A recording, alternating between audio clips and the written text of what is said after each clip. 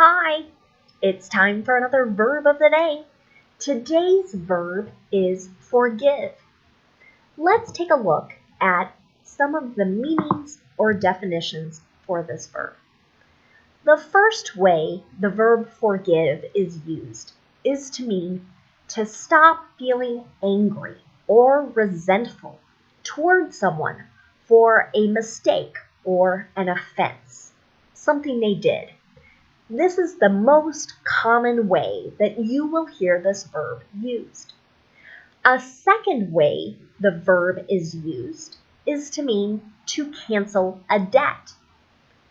Forgive is an irregular verb.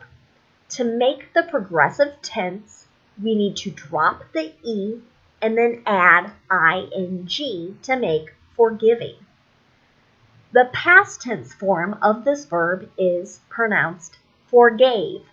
We just change the I to an A in terms of spelling.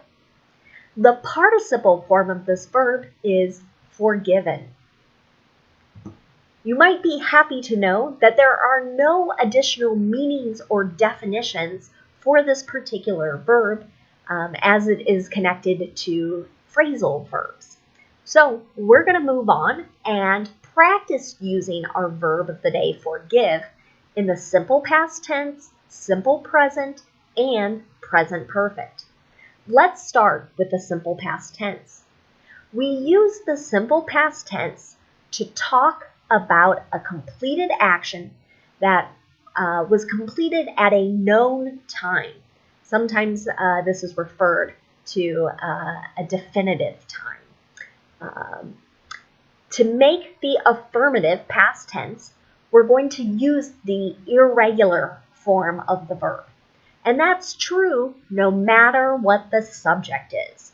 Whether it's I, you, we, he, she, it's always going to be forgave.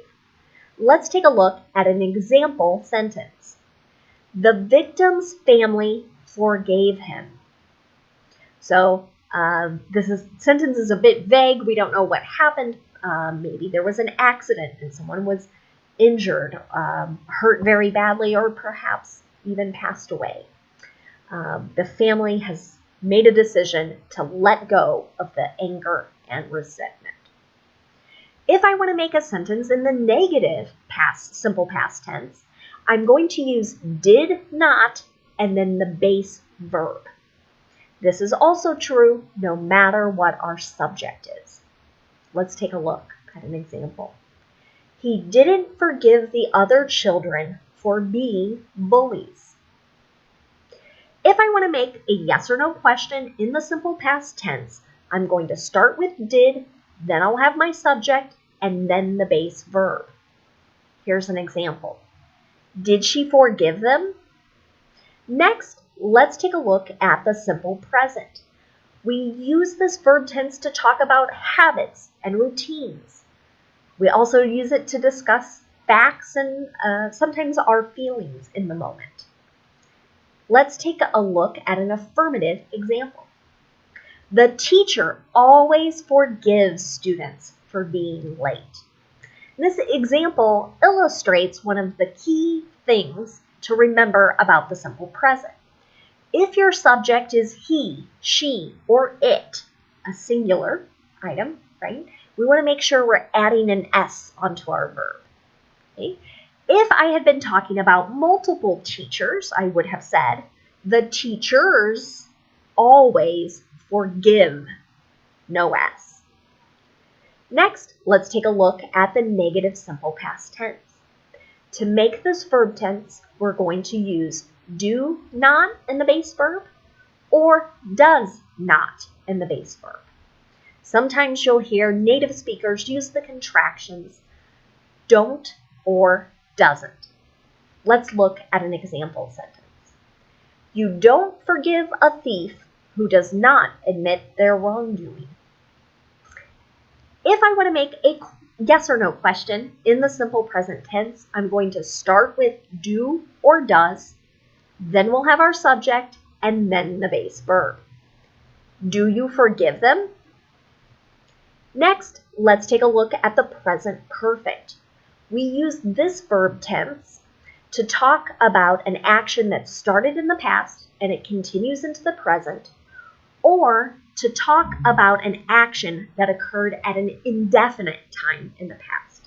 So by indefinite, it means simply, I don't know when it happened. Did it happen last week? Or 2 years ago? 10 years ago? Who knows? To make the present perfect in the affirmative, we're going to use have or has, and then the participle form of the verb. Let's look at an example. The government has forgiven many students' loans. Here's an example of that second meaning for the verb forgive, to cancel a debt. So this is suggesting many students had debts or loans, likely they had taken out for education, and now those debts or loans are being canceled. If I want to make a negative present perfect sentence, I'm going to insert not after have or has. You might hear native speakers use the contraction forms haven't or hasn't. Let's take a look at an example. They still haven't forgiven themselves for the mistake. So if you think about this sentence, it might seem a little different than the first definition we talked about, which was to stop being angry or resentful towards someone, but sometimes we get angry at ourselves. And this particular meaning is essentially asking us to let go of the anger we feel inside of us towards ourselves.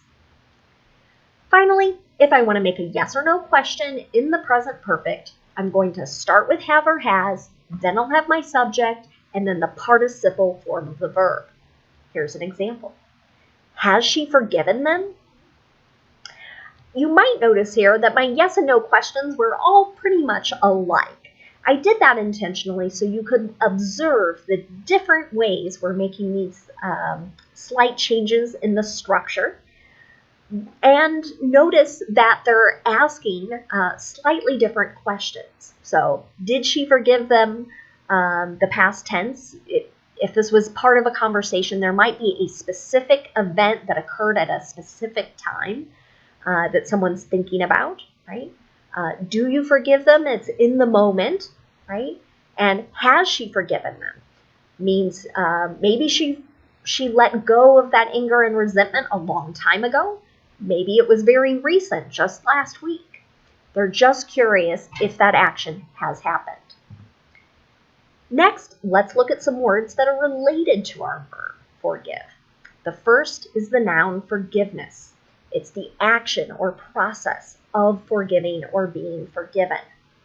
And just like our verb, there are two ways that we can use this noun. Let's take a look at the first example. Small businesses are eligible for loan forgiveness.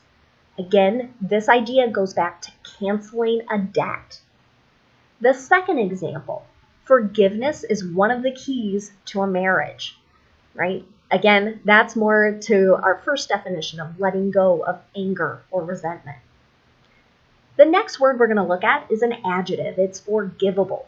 It means able to be forgiven or able to be tolerated. Another way to think of that, excusable.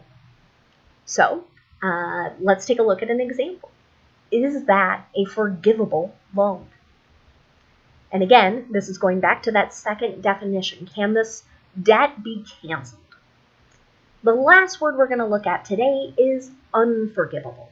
It is also an adjective. You might recognize the prefix un. That means not. And this particular definition of the adjective is so bad that something is unable to be forgiven or excused. Let's take a look at this word in a sentence. The lack of a plan for handling a pandemic is unforgivable. I borrowed this sentence from a newspaper article I read in the last few weeks where someone was discussing that the United States just has not been prepared enough. And with over 180,000 Americans who've died, the lack of having a plan, the lack of protecting people is so bad that the people in charge should not be forgiven, according to this particular writer. Thanks so much for watching today's video. I hope you have a great day.